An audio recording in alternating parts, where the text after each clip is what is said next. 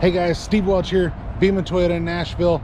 Got some information I kind of want to go over with you guys and give you some information on what's upcoming from Toyota. All right, so there is some things that I know for sure, some things that I am pretty sure about, and some things that I suspect. But I'm going to let you know what I see coming from Toyota in the very near future here. So first off, we're going to kind of go over all of the brands here, or all of the different vehicles that Toyota offers, and kind of go over some of that stuff all at once here. So there's obviously reasons that I believe this, and we'll kind of talk about this as we go. So first off, Corolla.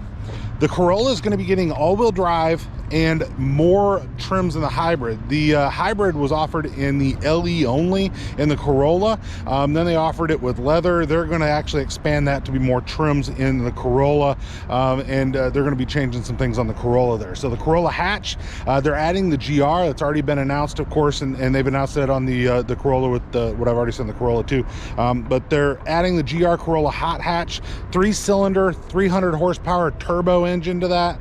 So they're adding that to be part of the Corolla Hatch family there. Highlander, a ton of option changes, dropping the V6 on the Highlander. They're adding more options to the XLE, so it can actually be raised up a little bit more towards like what some of the limited stuff are, adding some things standard and some of the higher trims that were options before, stuff like that. No more 6-cylinder, 2.4 liter turbo is going to be what you can get in the Highlander, along with the 2.5 liter hybrid. So you'll be able to get both of those. Now, this is something that's been rumored for a while that I see is probably not going to be this year. It's probably going to be next year that you will see the Grand Highlander come out. So what's the Grand Highlander? It's a la like what GM does with the XL Yukon and the regular Yukon, or what Ford does with the Expedition and Expedition XL. So what you're going to have is you're going to have an extended length Highlander. Most likely you're going to extend it about 2 feet, maybe just, you know, a little bit more than that, maybe about 2.5 feet. Extended length Highlander. That's probably part of the reason they went to the 2.4 liter. They probably want to keep that continuity between the regular Highlander and the Grand Highlander. The 2.4 liter offers more torque with similar fuel economy, and your horsepower is a little bit less, but you have more torque, so that torque can get a heavier car moving quicker. So that's probably part of the reason they went to the 4. There's the 2.4 liter instead of the 6-cylinder in that. So now it's probably also part of the reason that the Sequoia left to Texas. There's a couple other reasons for that, but that's probably part of the reason they moved the Sequoia down to Texas, is to make room for additional Sienna production, and also for the Grand Highlander product line to come out of there. So once again, talking about the Sequoia, it moved to Texas. It's on the same platform as the Tundra. No more gas engine in it, or just straight gas engine in the Sequoia. They are all hybrids now, using the same iForce Max that was put in the Tundra in the same year, which was 22, right? So that's all changed with the Sequoia. Complete redesign on the Sequoia for 22. That's going to obviously stay the same moving forward here too. Tundra staying the same as well. They are adding the SX version to the Tundra. They may add something like that to the Sequoia as well, moving forward from there. So Avalon, the Avalon was discontinued. It was replaced by the Crown. Now I'm going to tell you, I have had a chance to put my hands on the Crown and to sit in the Crown and look at the Crown. That is a beautiful vehicle. It is not available yet, but that one is definitely going to be available, and I think you guys will like it. They are going to have 2 different engines in the Crown. One will be your standard engine. The other one's going to be an iForce Max engine. These things are going to be high horsepower and just high performers. If you want a performance vehicle, wait for the Crown.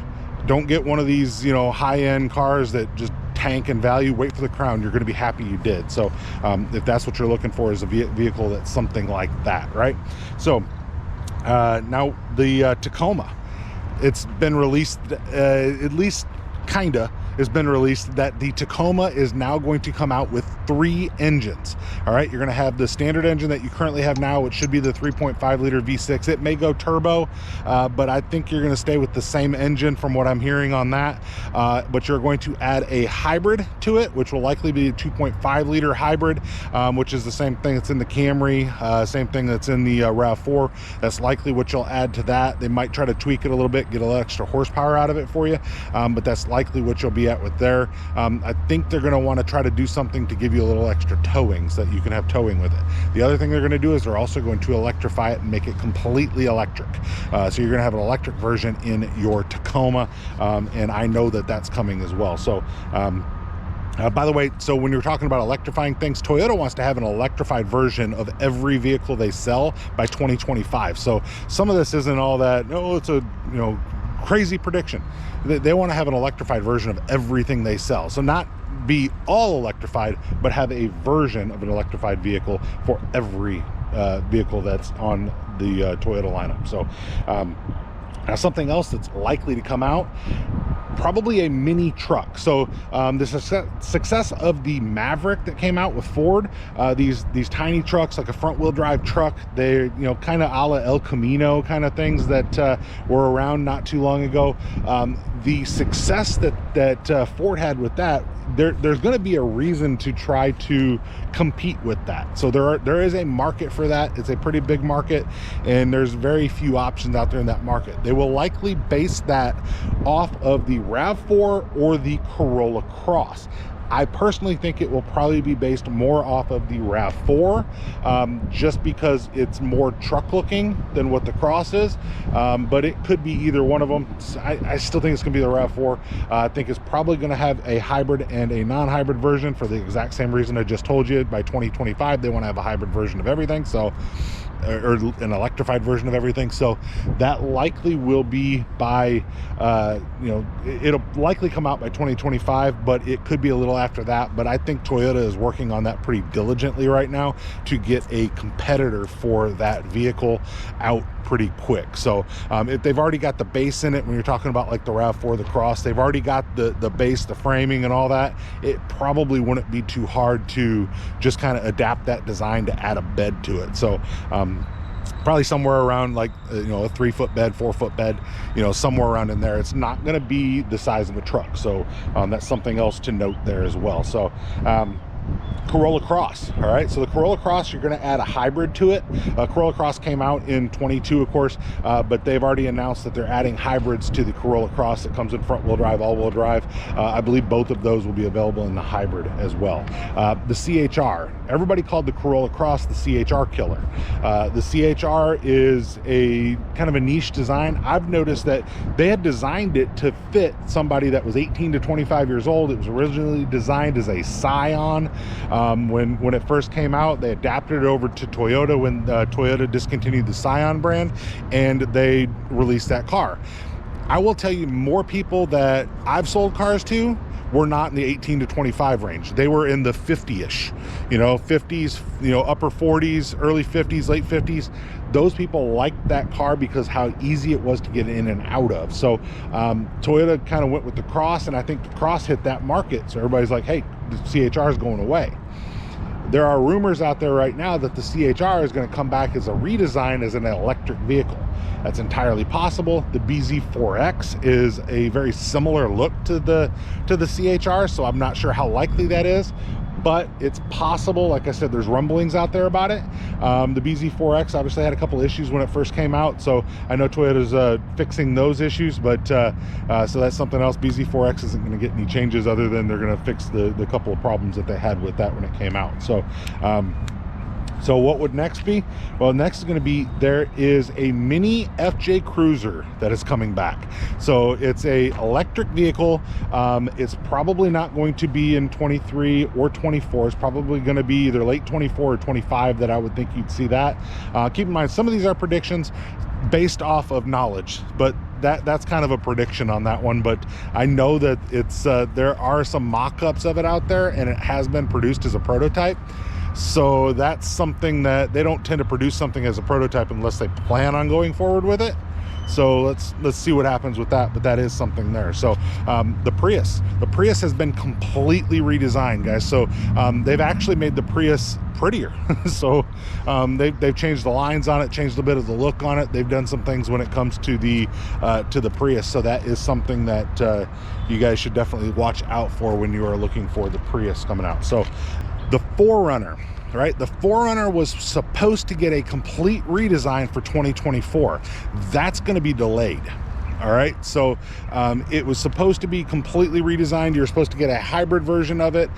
Most likely they are going to get they're going to change the 4.0 liter, which doesn't get the best fuel economy, likely to a turbo, and then to add an electrified hybrid in it by 2025. That was supposed to happen in 24. I don't see that happening now. I see that being delayed for a year.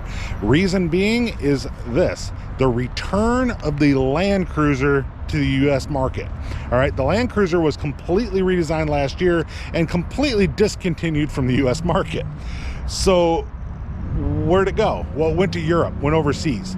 It has been extremely well received over there, and people over here are begging for it. Toyota is not going to let those voices go unheard. So you are going to see a Land Cruiser return to the US for next year. All right, and how could it be so fast? They've already designed it.